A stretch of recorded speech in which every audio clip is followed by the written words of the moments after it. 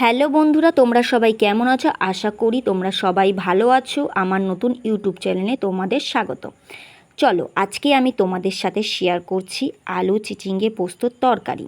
তোমরা অনেকেই খেয়েছো, কিন্তু আমি কিভাবে করি সেটাই আজ তোমাদের সাথে আমি শেয়ার করব। ফার্স্ট আমি আগে কড়াইটা গরম করে নিয়েছি, তারপরে আমি ওর মধ্যে সর্ষের তেল দিয়েছি, আর ফোড়নে দিচ্ছি একটা শুকনো লঙ্কা, একটা তেজপাতা আর কালো জিরে। ভালো করে সেটাকে নাড়িয়ে চাড়িয়ে আমি ওর মধ্যে দিলাম কুচিয়ে রাখা পেঁয়াজটাকে ভালো করে ভাজার পরে আমি ওর মধ্যে আলু অ্যাড করছি। আলুটাকে অ্যাড করছি, তার মধ্যে আমি কিন্তু হলুদ নুন কোনোটাই অ্যাড করব না। আলুটা ফার্স্টে আমি ভালো করে ভেজে নেব।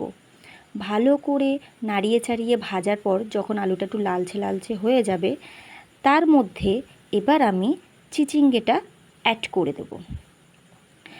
আমি চিচিঙ্গেটা অ্যাড করে দিচ্ছি। চিচিঙ্গেটা ভালো করে নাড়িয়ে চাড়িয়ে নিয়ে যতক্ষণ না একটুখানি কালার আসবে ততক্ষণ পর্যন্ত আমি চিচিঙ্গেটা নাড়িয়ে যাব। তার মধ্যে আমি কাঁচা লঙ্কা চিড়ে রেখেছিলাম, ওইটা আমি অ্যাড করলাম।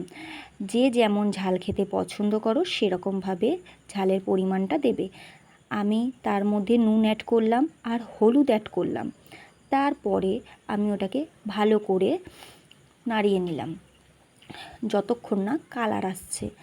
ভালো করে এই হলুদের গন্ধটা যতক্ষণ না যাচ্ছে, নাড়ানোর পরে ওর মধ্যে আমি পোস্ত অ্যাড করলাম। পোস্তটা আগে থাকতেই আমি উষ্ণ গরম জলে ভিজিয়ে রেখেছিলাম, যাতে পরে কোনো সমস্যা না হয়। তারপরে ভালো করে আমি সেটাকে নাড়িয়ে চাড়িয়ে ওর মধ্যে আমি অল্প চিনি অ্যাড করলাম। চিনিটা দিলে কি কালারটাও ভালো আসে আর স্বাদের ব্যালেন্সটাও ঠিক থাকে।